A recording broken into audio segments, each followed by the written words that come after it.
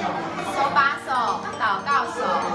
诗篇145篇18节说：上主亲近所有求告他的人，他接近诚恳求告他的人。对，从去年开始呢，我就一直在烘焙的这件事情上面不断的训练。但每一次其实是经过很多次的失败。那我在一次的做这个饼干的过程当中，我真的觉得我快要就是放弃了这样。但是我就抱持着觉得，好吧，我再一次，我就告诉主耶稣说，是吧？我就再一次，如果不行的话，我就算了这样。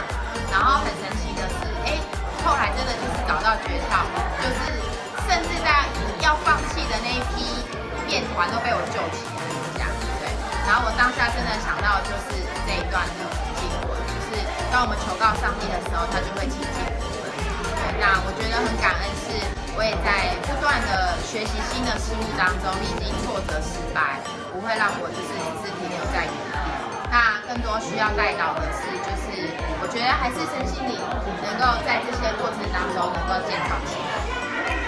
去砍去，祷告的手，去砍去，移动的去。